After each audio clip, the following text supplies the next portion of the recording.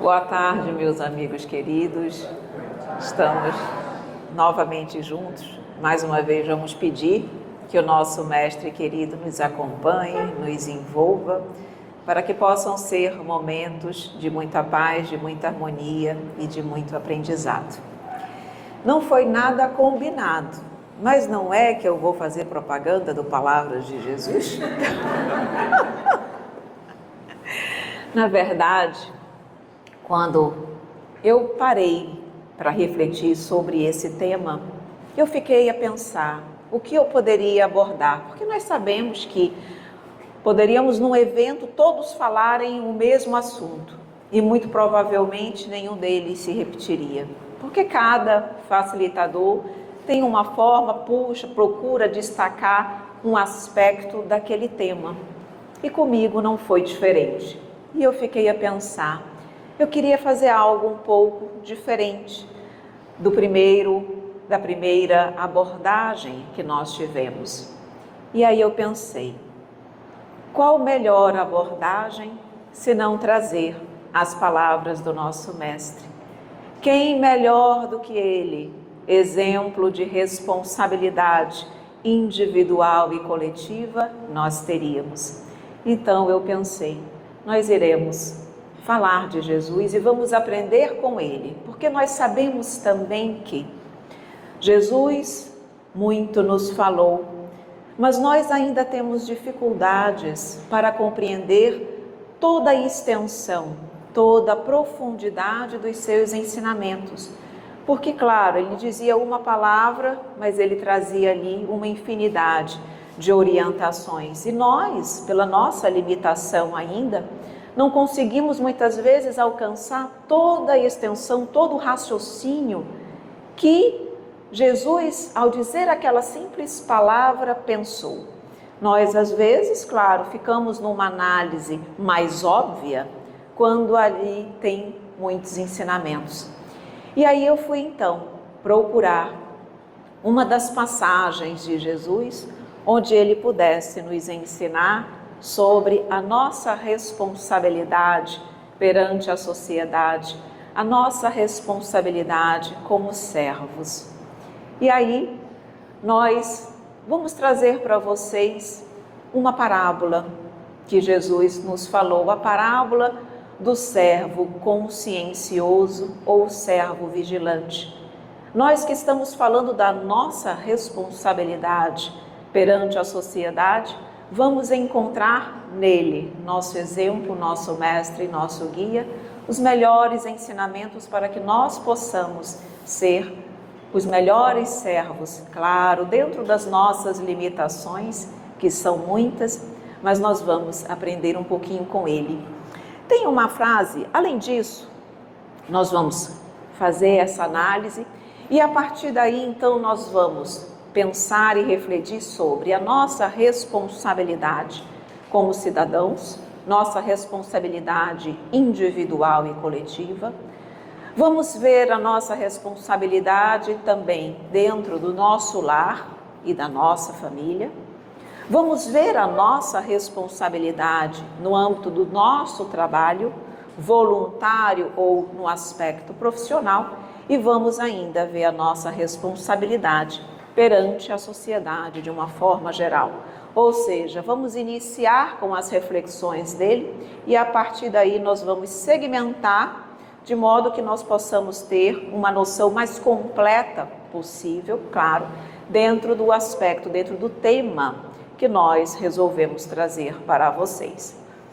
Então vamos iniciar com essa parábola.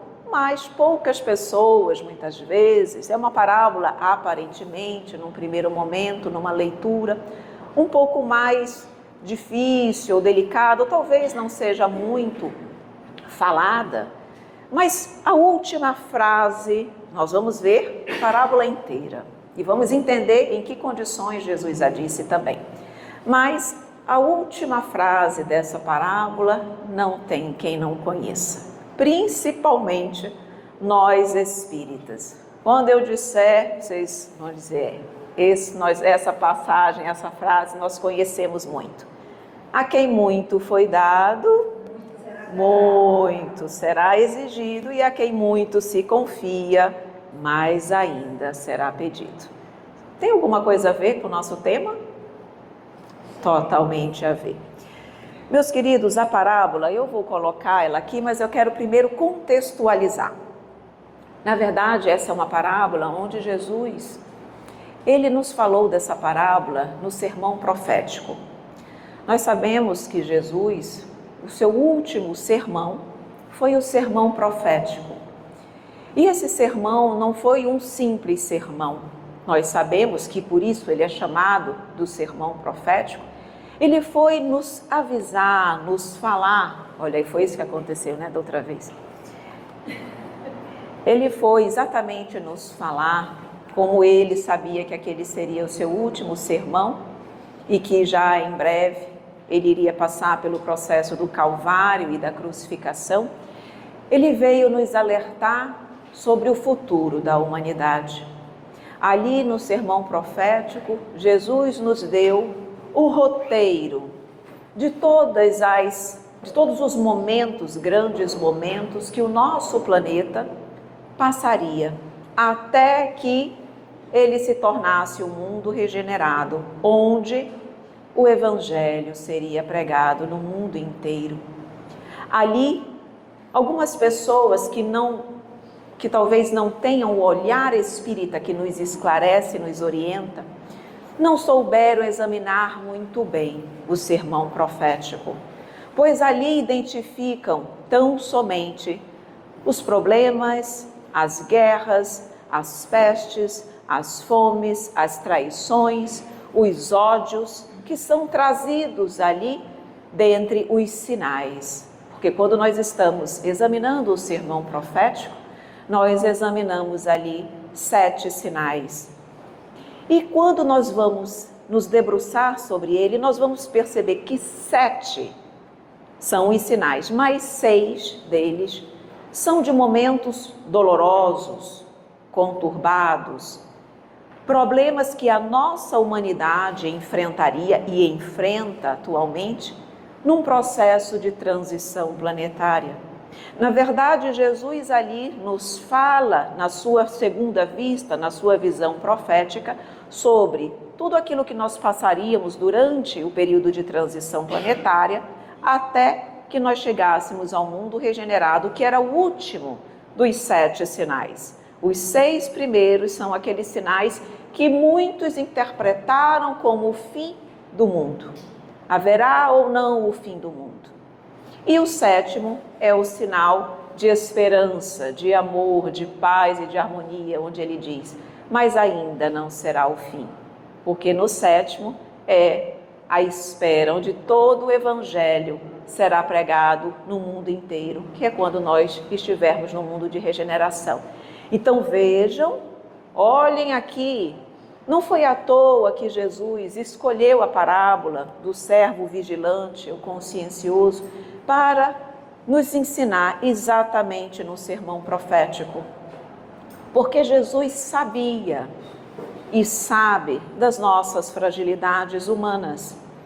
Ele sabia que um dos momentos mais desafiadores para os espíritos é reencarnarem em época de transição. Vocês sabem que essa é uma das épocas mais delicadas e difíceis para quem reencarna. Por quê?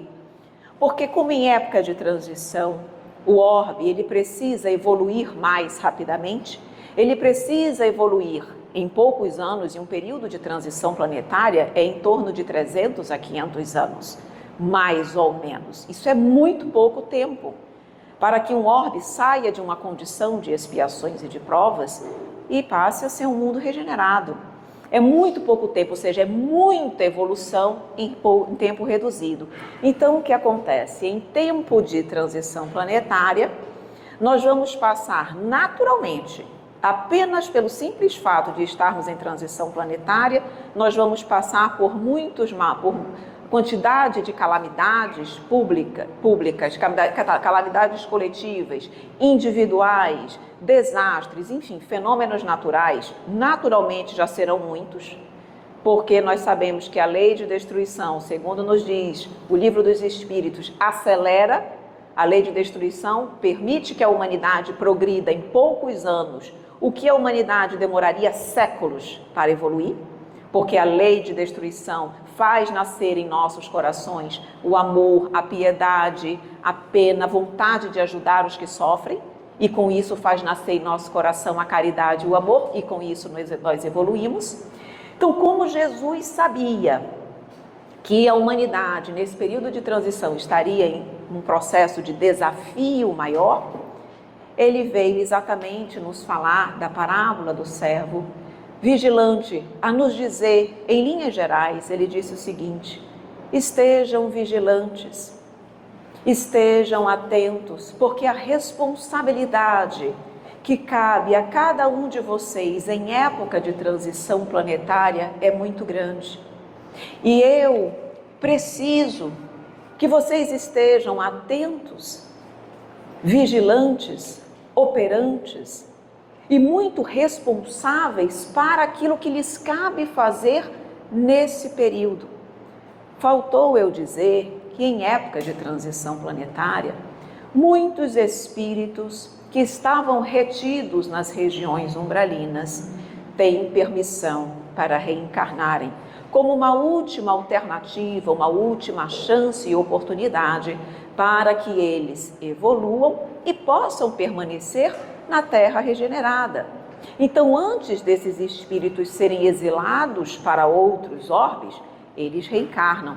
Então, quando não tem época, quando nós não estamos em época de transição planetária, esses espíritos que causam uma turbulência muito grande no planeta, ficam retidos. Não é que eles não reencarnem, mas eles não reencarnam em grande massa. Eles reencarnam de uma forma mais equilibrada, porque a convulsão que causam no orbe é muito grande. Só que em época de transição planetária, o tempo urge, ou seja, a quantidade de espíritos que causam esse frisson no orbe precisam reencarnar. Vocês já não ouviram dizerem, mas parece que a Terra, a gente sabe que o mundo não regride. Nós sabemos que o mundo evolui. A doutrina espírita diz que não há retrocesso. Mas parece que nós estamos, a Terra, ao invés de estar evoluindo, parece que está regredindo. Parece que a quantidade de pessoas que escolhem um caminho do erro é maior do que no passado. Vocês já não ouviram isso? Ou já não falaram isso? Exatamente. Por que essa impressão? Porque mais espíritos voltados ainda para o mal estão reencarnados, nos dando de fato a impressão de que hoje há mais mal, erro, imperfeições do que no ontem. De fato, os que estão encarnados, sim. Só que por isso a doutrina espírita é tão maravilhosa. Só que nós vamos aprender que eles estão na sua última oportunidade. É a última geração de erros e de imperfeições, de crime, de maldade. Porque se eles não aproveitarem, e nós estamos vendo que muitos não estão aproveitando, eles não terão mais a oportunidade de retornarem ao orbe. Aí sim, serão exilados e permanecerá aqui apenas realmente o espírito que estiver voltado para o bem ou com o intuito de melhorar-se. Então, olhem o desafio de cada um de nós. Nós optamos em reencarnar exatamente na época de transição. E para nós isso é mais difícil, é mais desafiador, a nossa responsabilidade é maior, muito maior, porque nós estamos sendo mais desafiados constantemente, diariamente, para a prática do bem e para a prática do mal também. E nós estamos mais vulneráveis, nós podemos ceder. Quando a tentação é maior, não é mais difícil ceder? Não é mais difícil se manter correto? Quando você vê maior erro, maior tentação, nós ainda somos frágeis. Então hoje nós estamos sendo mais desafiados, testados. Consequentemente, o nosso desafio é maior. Consequentemente, a parábola do servo vigilante, ela era cirúrgica, porque Jesus sabia de todas essas situações que nós enfrentaríamos com o passar do tempo. E por isso, então, ele veio no sermão profético nos falar realmente da parábola. Então vamos à parábola, porque eu já contextualizei, mas a parábola que é boa eu não trouxe, mas eu vou trazer agora. Bom, parábola que está lá no Evangelho de Lucas. Falando agora da propaganda, mas não era o objetivo, tá? É o livro Palavras de Jesus, é um livro onde nós trazemos todas as parábolas do Evangelho, todas as parábolas que Jesus nos trouxe, trazemos as bem-aventuranças, trazemos inúmeras outras frases trazidas por Jesus, por isso o nome do livro Palavras de Jesus e volume 1 e volume 2, porque realmente o conteúdo é muito extenso, então foi necessário dividir esse conteúdo em 2 obras. Então, esse tema, a parábola do servo vigilante, está lá também no livro Palavras de Jesus. Então, começou o mestre dizendo: estejam cingidos os vossos lombos e acesas as vossas candeias. Então vejam que é um linguajar que nós não utilizamos, por isso muitas vezes nós temos dificuldades de compreender. Mas na verdade, olhem como Jesus foi inteligente. Cingir os vossos lombos, naquela época, na época em que o mestre esteve entre nós, as pessoas vestiam aquelas túnicas que nós vemos nos filmes da época de Jesus. Então eles vestiam aquelas túnicas e eles tinham um cinto, como um cintinho como esse aqui, de tecido ou de corda, que eles utilizavam para amarrarem as túnicas. E o que acontecia? Quando eles precisavam trabalhar, quando eles precisavam se exercitar, eles faziam o quê? Eles levantavam a túnica e prendiam aqui no cinto.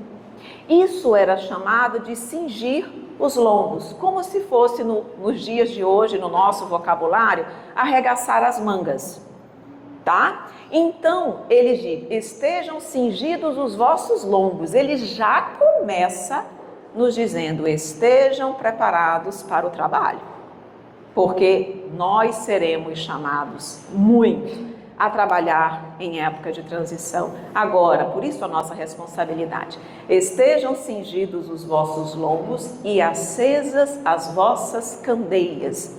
Quando nós estamos falando em acender candeia, Jesus acesa a candeia com que objetivo? Para iluminar. A luz vem para nos tirar da escuridão e das trevas. Então Jesus a dizer: estejam prontos para trabalhar e para iluminar as consciências e os corações da humanidade, porque nós precisaremos de vocês. Nós temos essa necessidade, o Evangelho tem essa necessidade.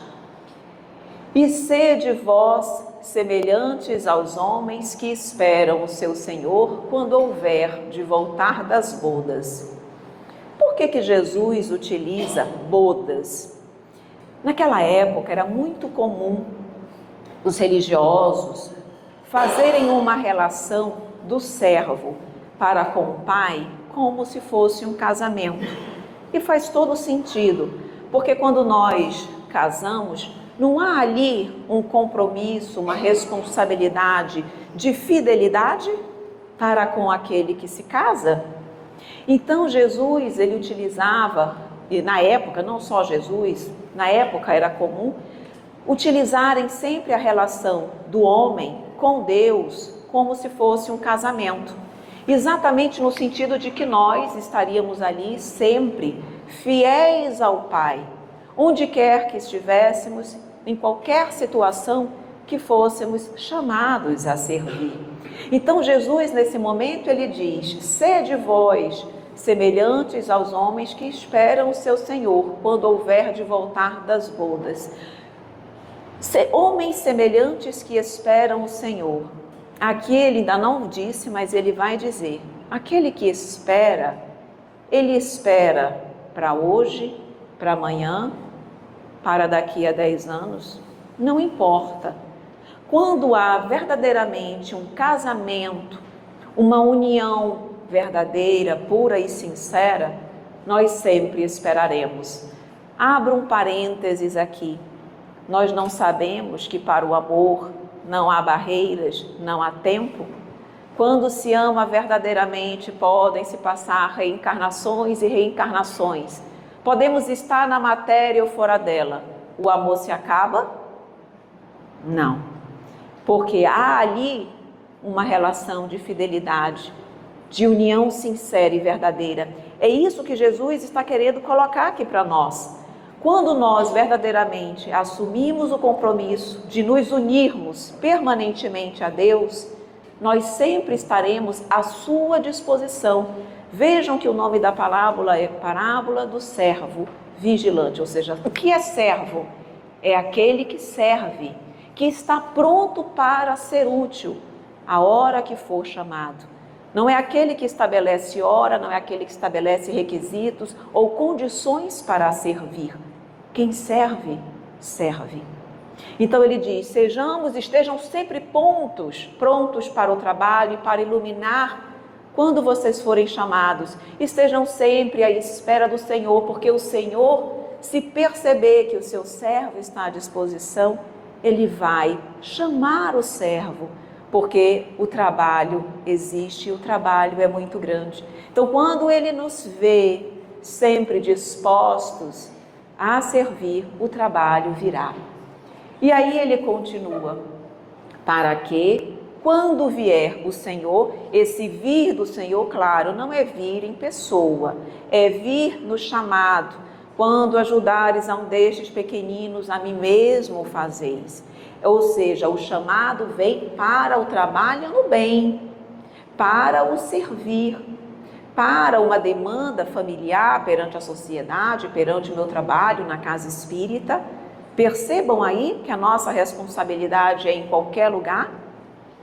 E aí ele diz, para que quando vier e bater, logo possam abrir-lhe a porta do meu coração, abrir o meu ser, abrir o meu tempo, deixar o meu egoísmo de lado, o meu interesse, renunciar um pouquinho a mim mesma, as minhas necessidades, para abrir o meu coração ao outro.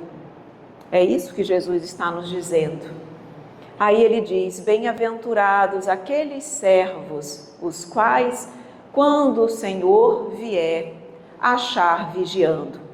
Então vejam que tudo aquilo que hoje nós estudamos na doutrina, no orai e vigiai, Jesus já nos dizia. E ele está nos dizendo ainda hoje, porque tudo o que ele disse é extremamente atual. Então ele está nos dizendo que nós temos uma responsabilidade assumida. Todos nós que nascemos na doutrina espírita somos privilegiados pela quantidade de conhecimento e de luzes que nós obtemos a partir da doutrina espírita. Então ele diz, estejam vigilantes, porque a necessidade virá, principalmente, não apenas a necessidade do teu próximo, mas a tua necessidade como espírito frágil que ainda és.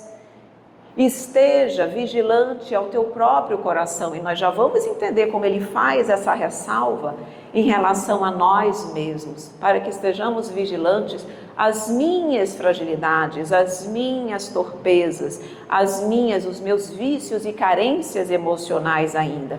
Porque, na verdade, se nós formos pensar, eu estou sempre lutando contra mim mesma. A minha luta nunca é contra o outro. A luta é sempre individual. Então ele diz, bem-aventurados os servos, porque quando o Senhor vier, achar vigiando. Porque se estivermos vigilantes a nós mesmos, as nossas condições, a probabilidade de nós falharmos diante do trabalho, diante do convite, é menor. E aí ele diz, em verdade vos digo que se cingirá, essa parte é linda, em verdade vos digo que se cingirá e os fará assentar à mesa, e chegando-se os servirá. Eu até me emociono nessa frase, porque Jesus está dizendo o seguinte, eu vou traduzir, depois eu vou refletir. Ele diz, se você fizer isso, se você estiver vigilante, quando eu te chamar, eu vou te colocar à mesa e eu vou te servir. Você nesse momento vai ser mestre e eu vou ser o teu servo, por você ter feito tudo o que eu te pedi de forma tão maravilhosa. Eu, que sou mestre, estarei a lavar teus pés e a te servir. Porque ele diz isso: em verdade vos digo que se cingirá e os fará sentar à mesa. Quem se cingirá? Nós? Não. O mestre, o Senhor, o Pai, Ele vai cingir-se, colocar-se a trabalhar por nós e nos fará sentar à mesa da felicidade, a mesa do amor, a mesa da fraternidade, da humanidade. E chegando-se, os servirá. Então, um espírito da magnitude de Jesus, puro, perfeito, que pela sua condição pode ter todos os servos que quiser, mas ele vem dizer para que nós possamos apenas servi-lo, e ele virá nos dar todo o seu amor. Ele disse, eu te servirei, colocarei-te à mesa e te servirei. Gente, eu não sei vocês, mas quando eu paro e leio isso, eu digo: ô Pai, me perdoe porque realmente tu fazes tanto. Jesus não trabalha mais ou menos, Jesus dá o seu melhor sempre por nós. E nós, acostumados a fazermos o mais ou menos, do feijão com arroz, temos uma dificuldade, é um trabalho, um esforço hercúleo para nós darmos um pouquinho a mais para o trabalho do Cristo. Mas vamos lá, que é maravilhosa, não é linda essa parábola? É linda. Aí ele ainda diz: e se vier na segunda vigília, e se vier na terceira vigília, e os achar assim, vigilantes, bem-aventurados são tais servos.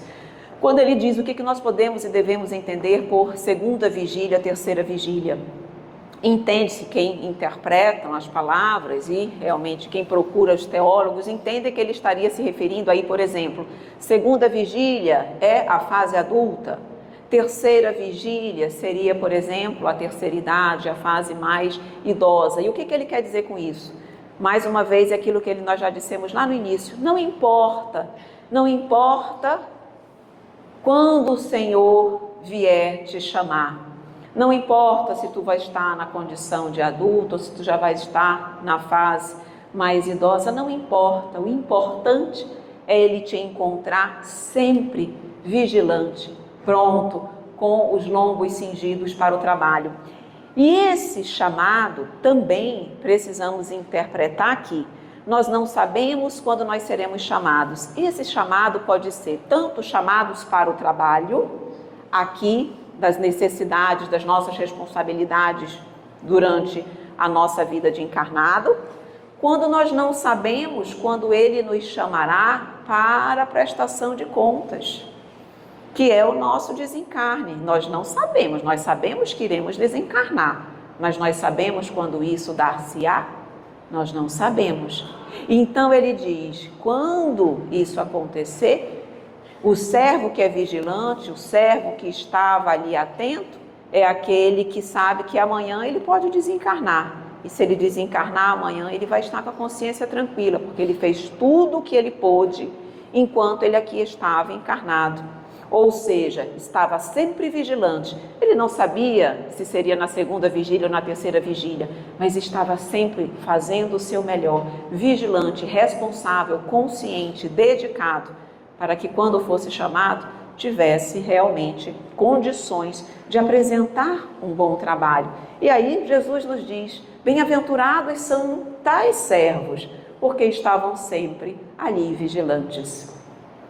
Sabem, porém, isto, que se o pai de família soubesse a que hora havia de vir o ladrão, vigiaria e não deixaria minar a sua casa.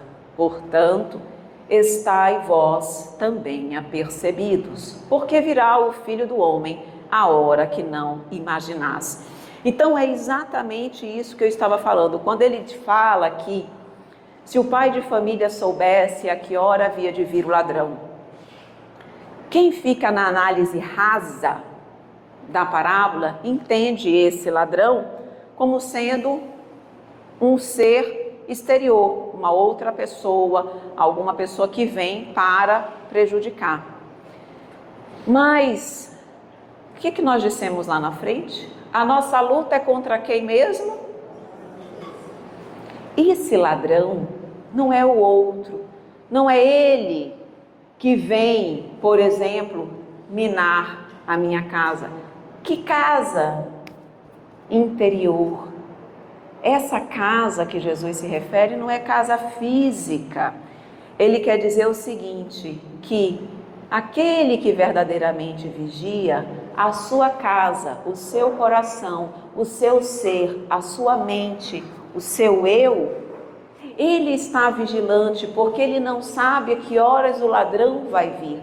Ou seja, ele não sabe que horas o meu eu, ainda imperfeito, o ladrão é o meu eu ainda imprudente, imperfeito, é a Evelyn frágil, é a Evelyn egoísta, é a Evelyn orgulhosa, é a Evelyn vaidosa. Esse é o ladrão.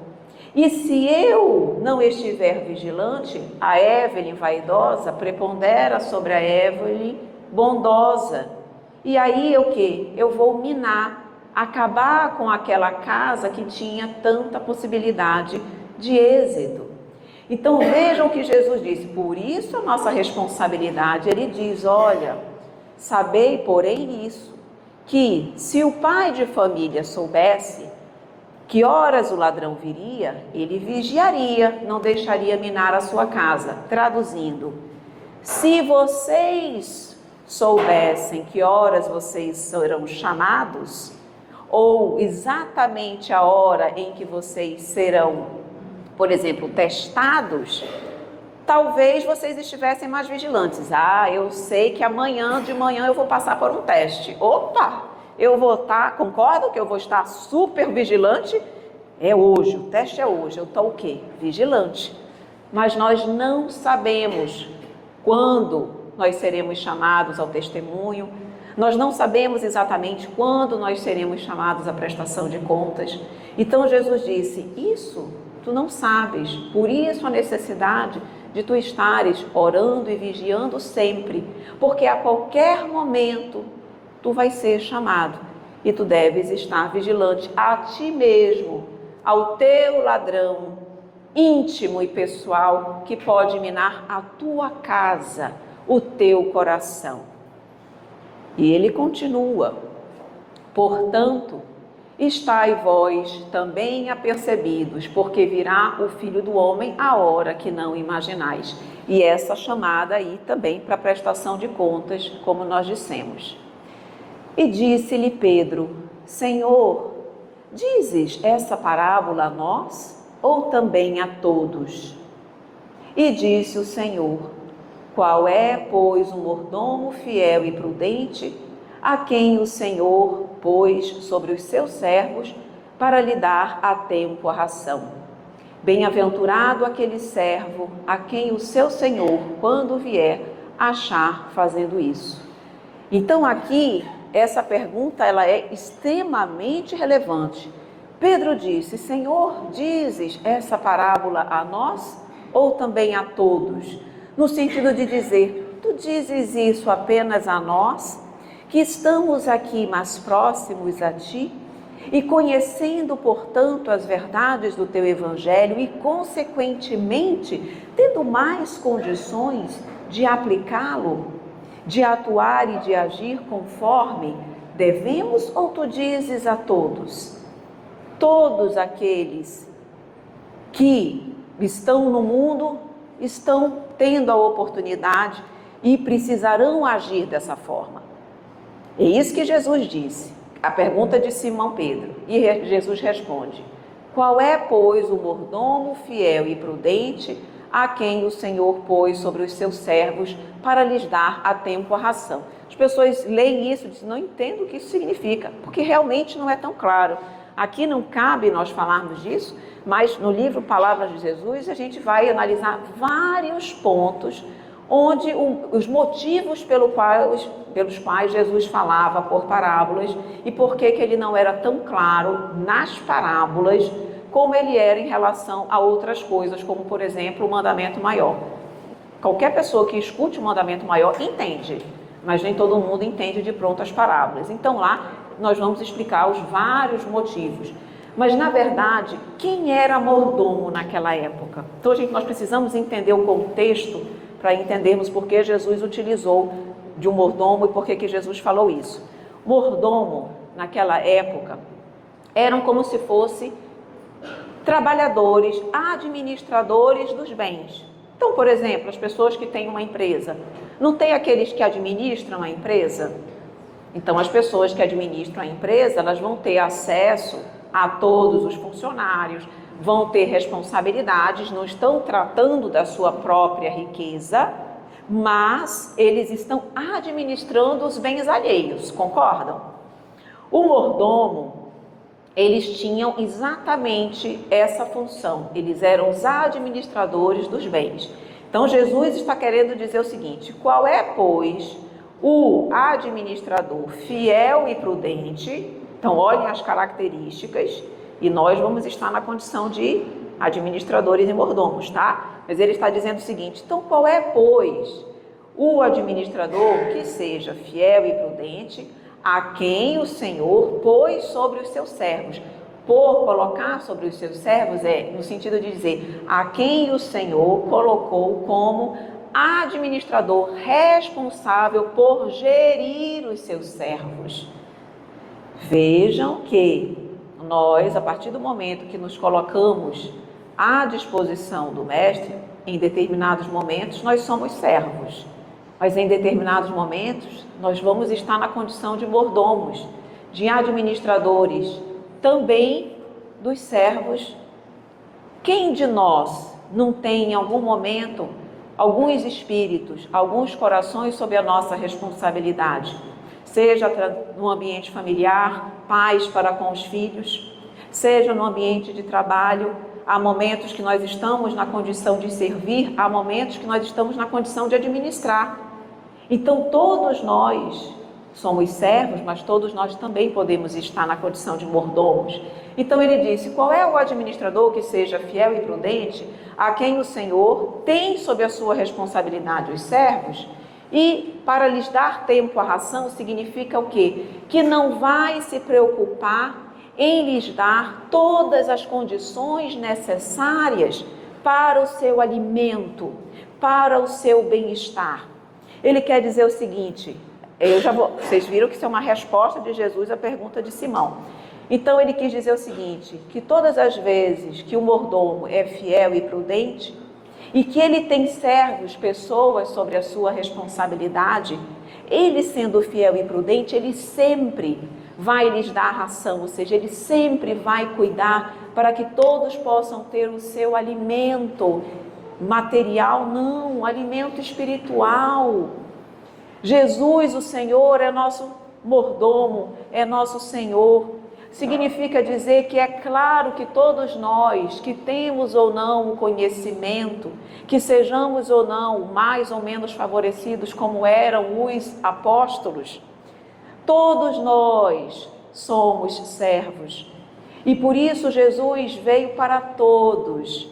O convite é para todos, não significa que todos estejamos na mesma condição de captar e de perceber o seu chamado, de permitir que a semente que ele nos colocou no coração desenvolva-se e cresça, mas ele veio para todos, porque o mordomo que é fiel e prudente, jamais vai deixar um servo sem o seu alimento, sem a ração. Então ele disse ali com essa frase que ele havia sim vindo para todos.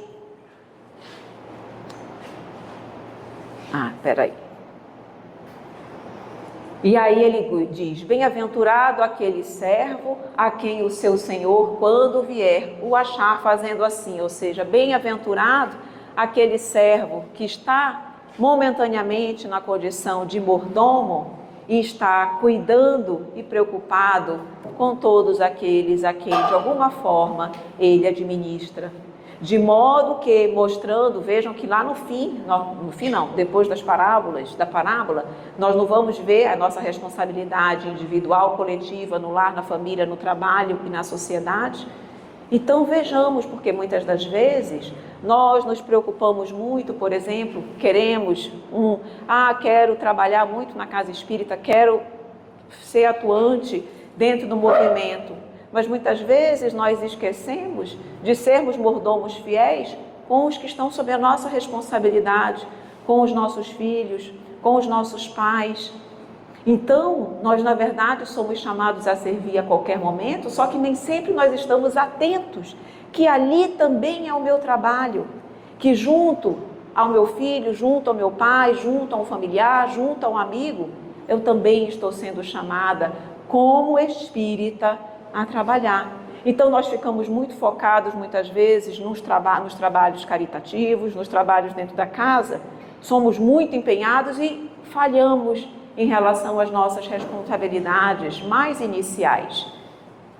Carol, eu posso utilizar um exemplo que eu adoro esses momentos de congraçamento, porque nós estamos ali conversando de uma forma tão natural, mas nós estamos ensinando. A Carol, vou utilizar o Marcos também, então a permissão é para os dois. A Carol estava nos dizendo que quando ela conheceu, estava contando a história de amor, eu adoro ouvir história de amor. Ela estava contando quando ela conheceu o Marcos, que ela o conheceu, eles estavam aqui, que já eram conhecidos da época de escola, ele foi professor dela, mas eles se reaproximaram aqui, no JEP. E aí ela disse que ele vinha para o JEP com os seus filhinhos, trazia com eles. E aí que, no primeiro momento, a sua família perguntou, não se sentiu muito confortável pelo fato de que ele havia ali, já tinha tido um outro casamento, já tinha filhos, ela nunca tinha tido nenhuma outra união. E aí falaram exatamente do fato dele ter os filhos, andar com os filhos. E aí a Carol fez uma observação incrível, que ela disse: mas isso que está sendo colocado como um defeito, isso é uma virtude, porque quantos pais têm seus filhos e não andam com seus filhos, não passeiam com seus filhos, não dão atenção aos seus filhos, deixam os seus filhos sob os cuidados única e exclusivamente das mães, dos seus familiares, dos avós.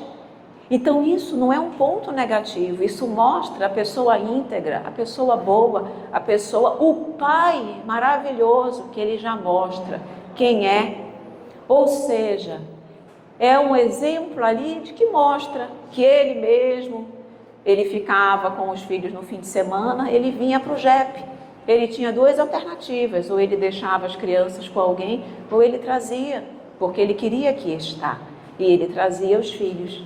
Vejam que foi inteligente, equilibrado, ao ponto de ver-se vigilante, no sentido de que ele tinha responsabilidade como espírita e pai, junto àqueles que aqui estavam e junto a seus filhos também.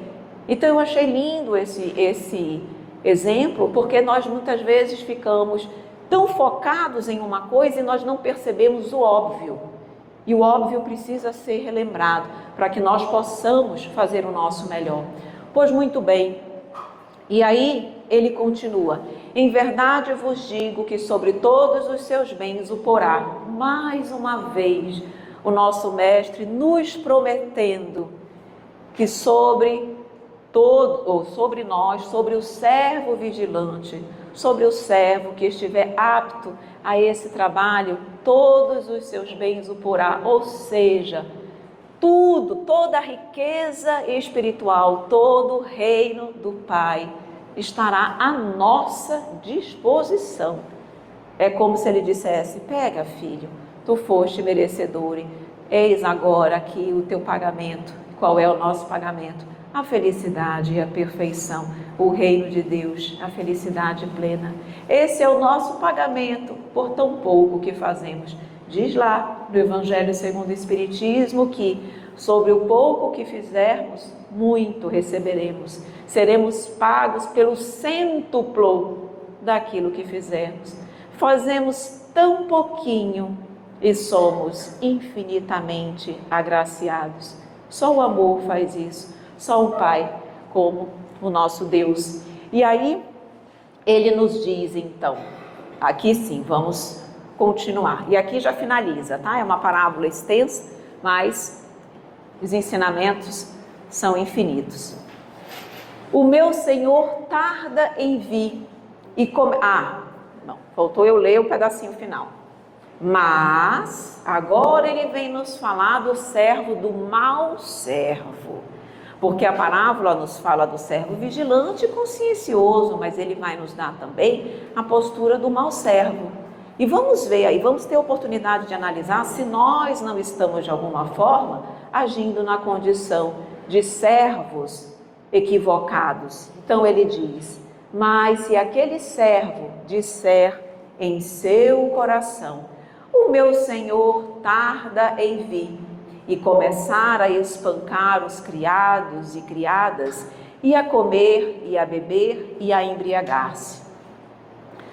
Isso significa o quê?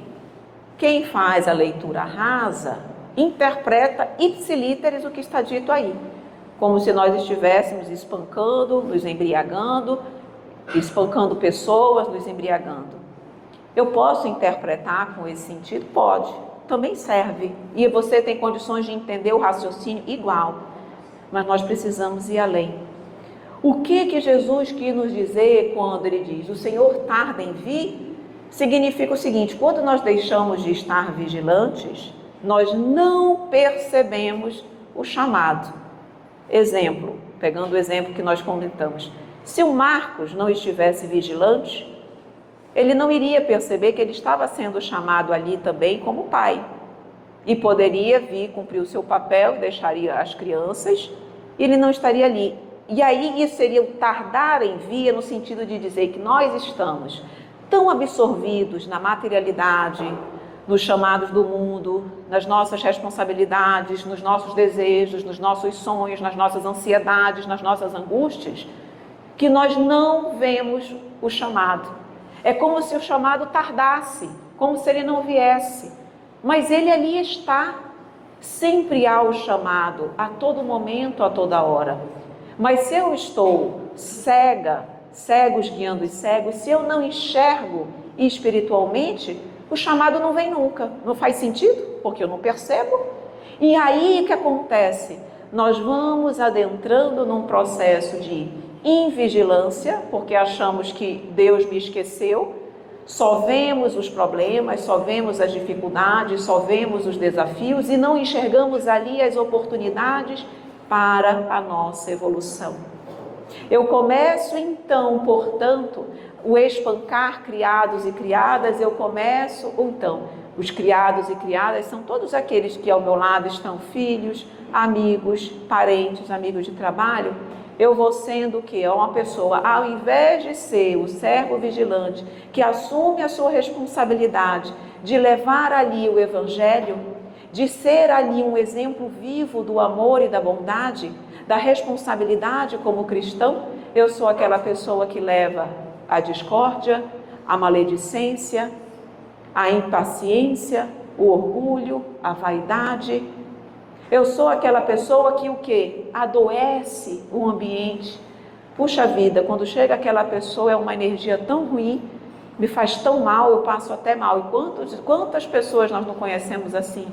Será que nós somos uma delas? Pessoas que... Será que as pessoas têm saudade de nós? Porque nós só temos saudade daquilo que é bom, daquilo que nos traz boas lembranças. As pessoas têm saudade de nós? Ou, na verdade, quando nós fomos embora ou vamos embora, não somos lembrados? Isso é um indício de que nós estamos embriagados com as bebidas, com o mundo, com o erro, com o meu eu, com o meu ego. Então é isso que Jesus ele diz: o mau servo não vê a hora, tarda, embriaga-se, maltrata aqueles a quem ele deveria amar e ensinar. Virá o Senhor daquele servo no dia em que ele não espera. Tu serás chamado a prestar contas. Todo servo é.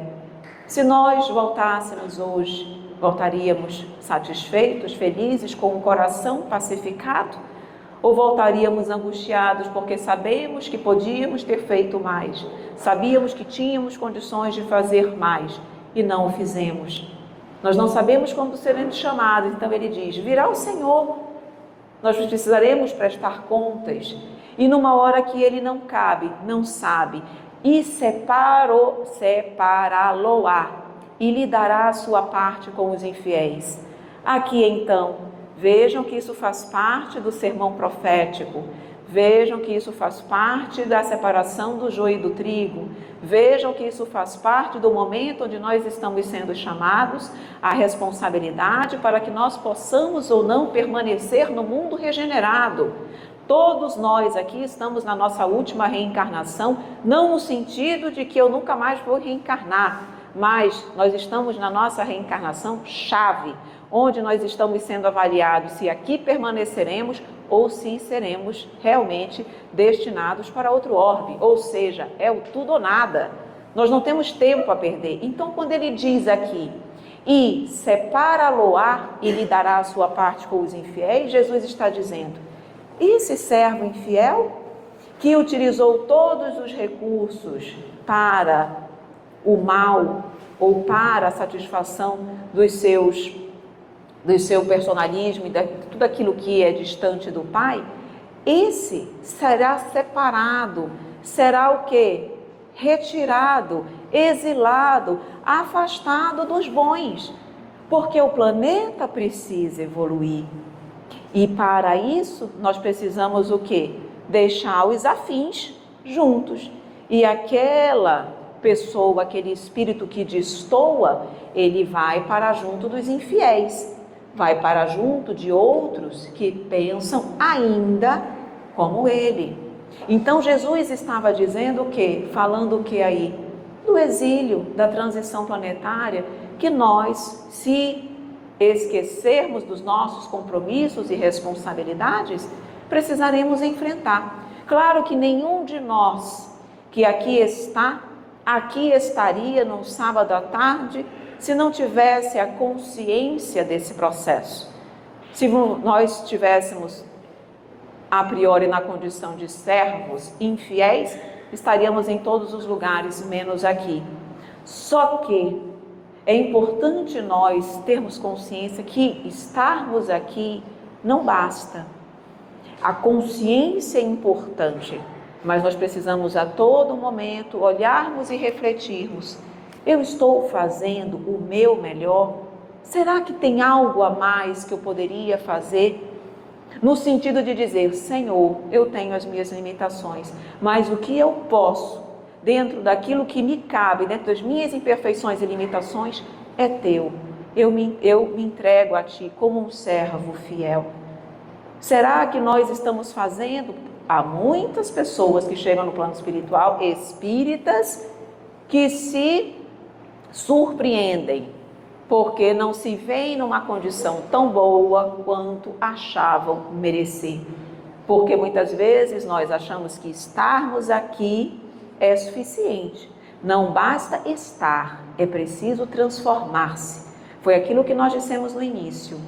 O trabalho, o estar aqui é um instrumento, uma ferramenta para a minha transformação. Mas se a transformação não vem, isso aqui se torna incompleto.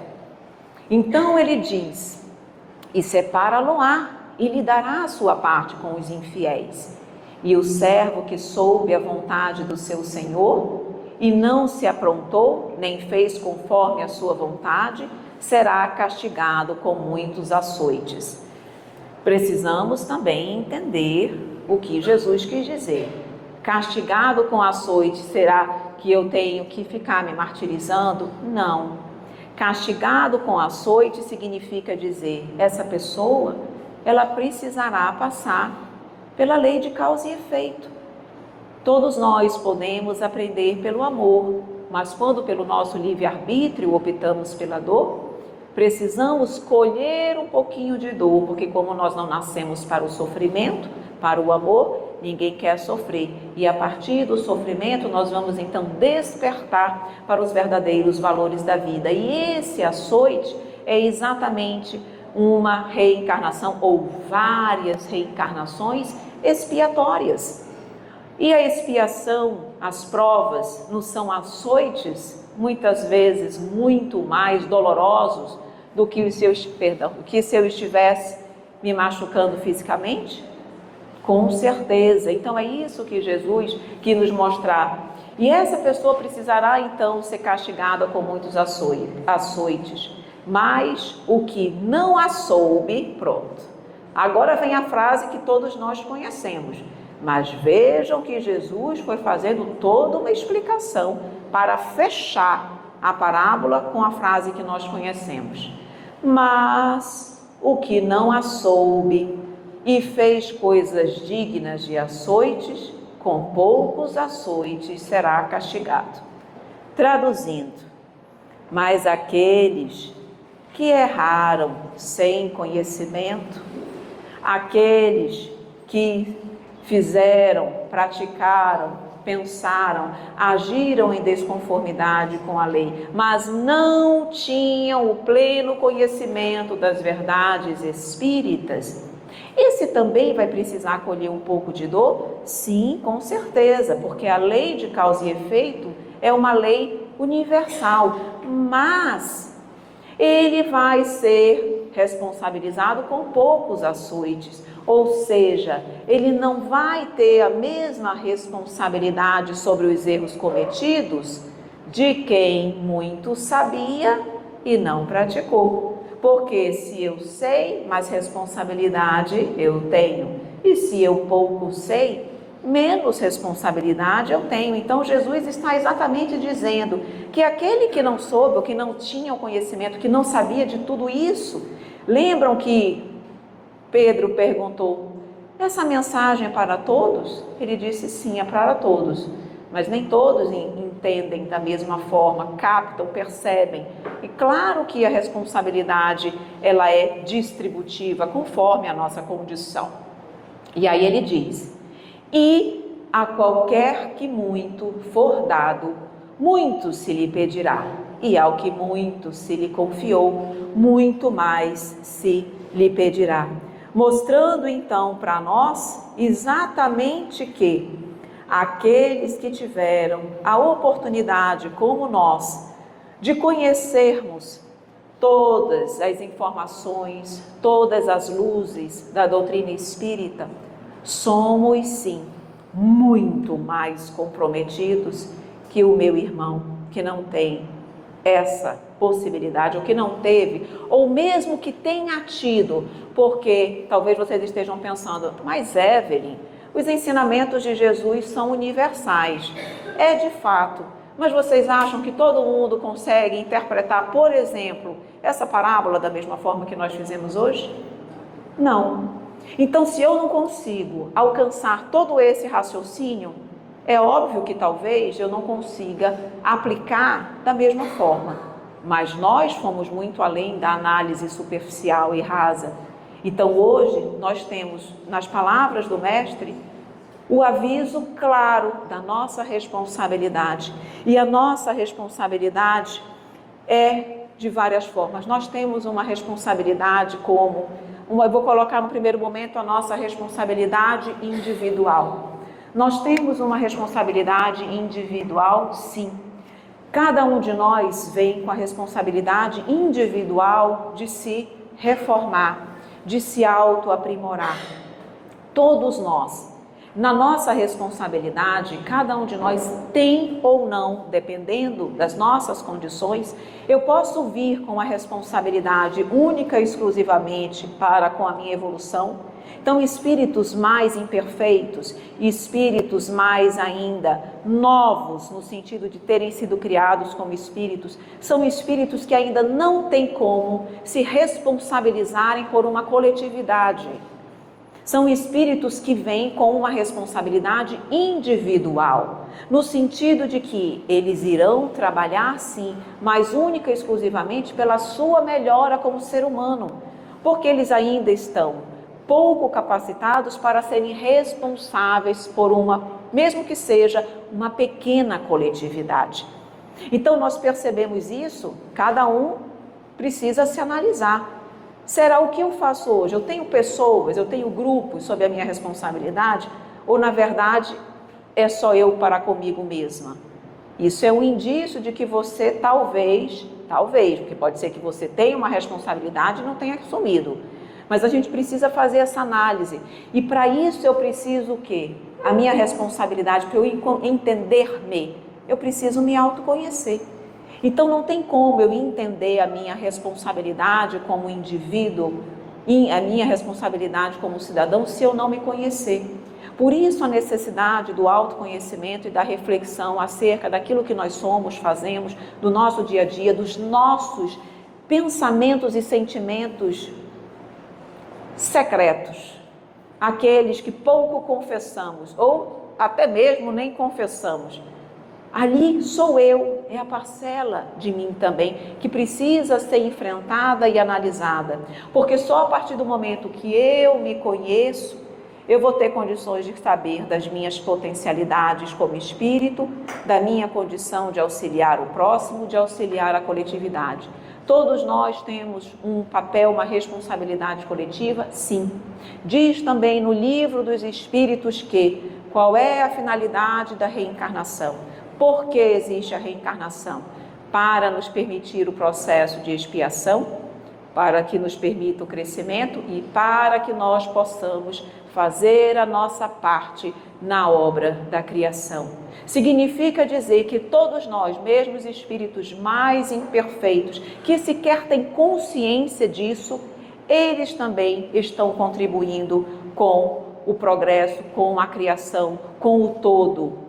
Os animais, as plantas, os espíritos mais imperfeitos, mais impuros, eles também são partes dessa máquina. Então nós temos sim uma responsabilidade coletiva. E quanto mais saber eu tiver, quanto mais consciência, melhor eu posso exercer esse meu papel, essa minha responsabilidade. Mas se eu não me conhecer, se eu não tiver o conhecimento das minhas fragilidades, como é que eu posso ajudar o outro? Sabendo daquilo que eu posso ou não posso, daquilo que eu sou capaz ou não de fazer.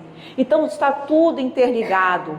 Quando nós falamos do nosso papel, da nossa responsabilidade no lar e da família, eu já escutei pessoas a dizerem assim: nossa, eu acho que eu sou um espírito muito imperfeito ainda. Mas por quê? Porque eu acho que eu não tenho missão nenhuma. Eu só vivo para os meus filhos, eu só vivo para o lar, eu só faço isso, eu me dedico para os meus filhos, para a minha família, mas eu não vejo outras perspectivas. Então, se acha ou se apequena por conta disso. E eu falei, lê do engano. Quantas e quantas, vou utilizar outro exemplo aqui. O Hamilton saiu. Mas eu achei tão bonitinho, porque ele estava ontem conversando comigo, ele dizendo: Evelyn, como é importante nós nos ajudarmos mutuamente nos nossos lares.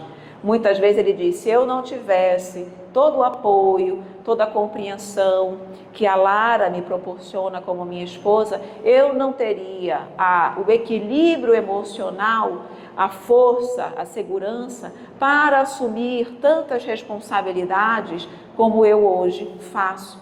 Então o papel dela em me dar esse suporte, eu falei, ela é a sua Amélie. Ele disse, o que seria de Kardec, por exemplo, se não tivesse a sua Amélie, que era todo o seu suporte no âmbito da sua família. Então percebam que muitas vezes eu falei isso, era uma mãe que ela me disse isso, eu falei, muitas das vezes você pode ser, a sua missão talvez seja exatamente junto à sua família, ao seu filho, para que talvez o seu filho, a sua filha, o seu esposo possam de forma consciente, plena, exercer um papel digno perante uma coletividade. Talvez eles tenham um trabalho junto a alguma coletividade e o seu seja junto à sua pequena coletividade familiar, mas que é fundamental para o trabalho futuro deles. Então nunca se apequene ou nunca ache que a sua responsabilidade ou que você é um espírito menor em decorrência da onde você está inserido. Lembremos que nós estamos inseridos exatamente onde nós podemos ser úteis e onde nós necessitamos para crescer e para evoluir. Então, que nós lembremos que o lar é o nosso primeiro campo de ação e os pais são extremamente responsáveis por esse processo. Eu lembro que Chico Xavier, só não lembro o livro agora, mas ele disse exatamente numa obra onde ele diz que ele vê nas regiões umbralinas, ele nunca viu uma criança nas regiões umbralinas, mas que ele vê muitos pais e mães, e aí ele ressalva, mais pais do que mães, exatamente porque falharam no seu papel como na sua missão de educar e de orientar os seus filhos. Então lembremos que a nossa responsabilidade é também e principalmente no nosso lar, porque nós não somos espíritas apenas na nossa casa, no nosso trabalho, mas nós somos essencialmente no nosso lar. Então pensemos também como nós temos agido perante o nosso lar, a nossa família. Deixa eu colocar aqui rapidinho. Como que eu passo? Jesus!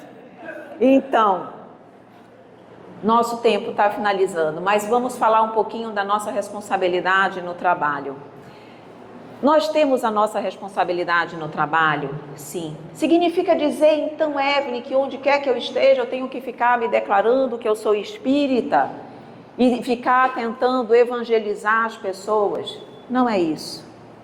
Nós somos espíritas na nossa forma de agir, naquilo que nós dizemos, na forma como nós lidamos com as dificuldades no ambiente de trabalho. Então nós temos sim a responsabilidade como espíritas de nós sermos espíritas, principalmente e inclusive no ambiente de trabalho. Quando nós chegamos, nós não precisamos dizer qual a nossa religião, até porque rótulo não diz nada. O que diz é a nossa forma de agir. Mas uma coisa é certa, ambiente de trabalho é quase um casamento, porque nós passamos juntos, ao lado daquelas pessoas, várias horas por dia, em média, 8 horas por dia. Às vezes nós passamos mais tempo com as pessoas do nosso trabalho do que verdadeiramente com quem mora conosco, porque já chegamos às vezes à noite, já vamos dormir, no dia seguinte já começa tudo de novo. Aquilo ali é também um casamento. E como é que eu tenho me portado? Porque é diferente do nosso lar, com pessoas que eu amo, com pessoas que eu tenho muitas vezes mais paciência, porque há ali uma relação de amizade, fraternidade, de amor.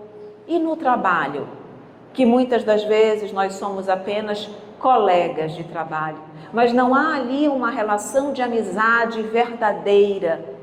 Percebam que é um grande desafio, porque quando há o amor envolvido, sempre há mais boa vontade para entender, para perdoar, para realmente promover ali um ambiente de respeito, amizade e boa vontade. Mas quando não há esse amor, e já que o nosso amor ainda é muito egoísta e limitado, nós somos muito mais desafiados no trabalho. E é através exatamente da nossa postura, nos momentos de conflito, que nós daremos os maiores exemplos. Quando ali nas dificuldades do nosso trabalho, nós vamos ser chamados a ser aquele que promove a paz e a união, e não aqueles que buscam o conflito, a desarmonia. Como nós estamos procurando agir?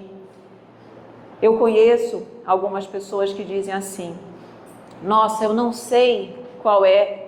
Tem dos dois lados, pessoas que dizem, nossa, eu não sei qual é a religião de determinada pessoa, mas aquela pessoa ela é uma pessoa tão boa, que eu queria saber o que ela acredita, qual é enfim, como que ela pauta a sua vida, porque ela é uma pessoa que me passa tantas coisas boas que eu não sei o que ela segue, mas eu gostaria de conhecer para que eu pudesse me aproximar. Então, as pessoas, pelo exemplo que elas dão, elas realmente conquistam, inspiram, aproximam, acolhem e unem as pessoas. E de outro modo, nós também já ouvimos assim, aquela pessoa é espírita e faz desse jeito. Imagina se não fosse.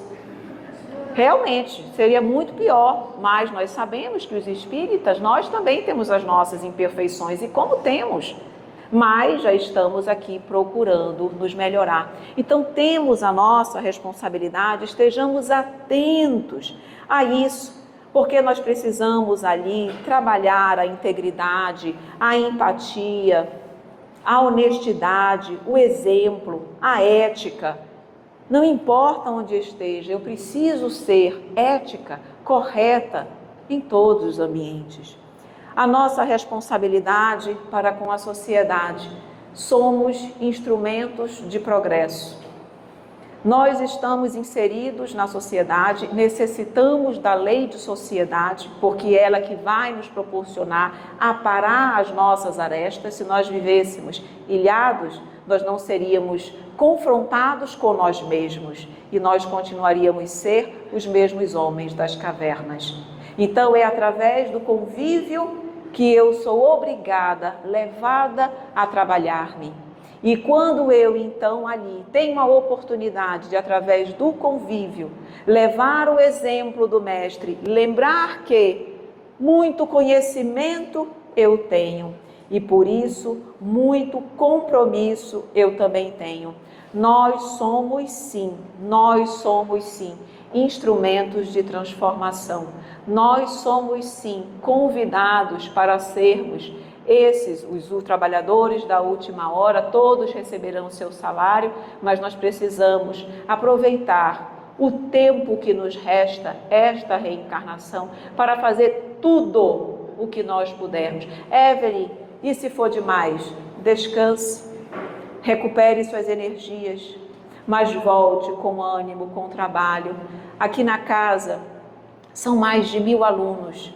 Eu estava hoje, e nós já vamos finalizando com essas reflexões, eu estava conversando com o Miguel, presidente da casa, e ele me disse: Evelyn, às vezes eu fico com o coração apertado, porque nós temos quase 2000 estudantes, 2000 participantes dos cursos da casa, e nós temos ainda tantas demandas, nós temos tantos projetos que poderiam ser implementados, mas nós precisamos sentar, organizar, ver as pessoas que se sentem habilitadas e capacitadas para fazer. Mas eu sei que nós podemos. Ele disse, a casa, o JEP abre todos os dias, mas na parte da tarde são horários livres, onde nós poderíamos integrar mais pessoas e mais trabalhos em prol da sociedade, porque nós temos essa condição, nós temos capacitação, nós temos pessoas verdadeiramente integradas nesse processo. Precisamos fazer. O que é isso? É a consciência da sua responsabilidade. Quem administra uma casa com 1.800 participantes e alunos, imaginemos essas pessoas todas trabalhando no bem, auxiliando a sociedade a ser mais feliz e humana. E com certeza ele tem essa consciência, porque ninguém lidera pessoas para ficar na inatividade ou na mesmice, para chegar e entregar o posto da mesma forma que recebeu. Quem lidera tem que crescer, tem que ampliar, tem que modificar, tem que aprimorar. Então eu entendo o clamor do seu coração. Ele disse, eu fico às vezes agoniado, porque eu queria mais. Mas ele disse, uma coisa é boa, ele disse, em compensação, quando nós fazemos o convite, nós já temos muitos corações que se colocam à disposição para o trabalho. E o meu chamado, meu não, do nosso mestre, está batendo a nossa porta. Está batendo a nossa porta e nos dizendo, vem filho, eu preciso de ti. A minha seara é tão grande, mas quão poucos Todos são chamados, mas tão poucos se permitem ser escolhidos. Nós não podemos mais agir assim. Vamos escolher abrir a porta para o Mestre. Vamos, depois deste evento, aprender para servir. Aprendo muito, mas posso servir mais? Busquemos Gabriel na federação, busquemos Hamilton, busquemos todos aqui da casa. Como eu posso servir? Eu aprendi, eu me libertei, mas agora eu quero me redimir. O que eu posso fazer? Como eu posso ser útil? Eu sou tão pequenino, mas tenho boa vontade. Coloquem-se à disposição, busquem o trabalho. Não esperemos evoluirmos para trabalharmos. Não esperemos ser grandes para trabalharmos. Nós iremos nos agigantar, nós iremos aprender, nós iremos nos capacitar durante o trabalho. Trabalhemos muito e cada vez mais.